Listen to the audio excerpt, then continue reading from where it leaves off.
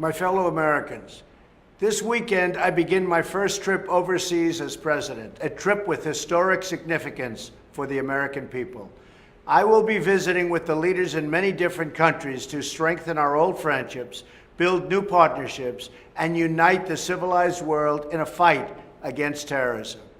In that spirit of unity, I will travel to lands associated with three of the world's great religions. My first stop will be Saudi Arabia, the heart of the Muslim world. There I will address a historic gathering of the leaders of more than 50 Muslim nations. I will represent the views of the American people frankly and clearly. Many of these leaders have expressed growing concern about terrorism, the spread of radicalization, and Iran's role in funding both. Now it appears Muslim leaders are ready to take more responsibility and a much bigger role in fighting terrorism in their region. It's about time we do it. We'll do it together, but it has to be done. America cannot solve all of the world's problems, but we can and we must help any nation willing to join in the common cause of eradicating terrorism from the face of the earth.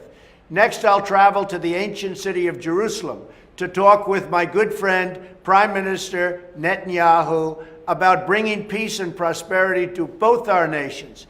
Israel is an important American ally, but in recent years we haven't always treated them that way. It's time to renew our friendship.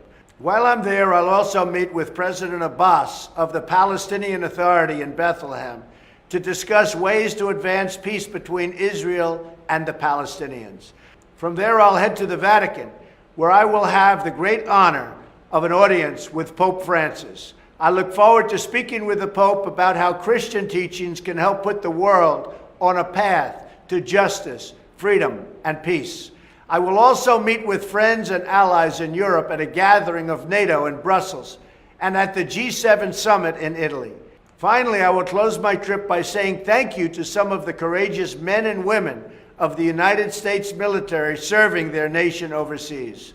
In my inaugural address, I pledged to strengthen America's oldest friendships, to seek new partners in pursuit of peace, and above all, to always put American people first.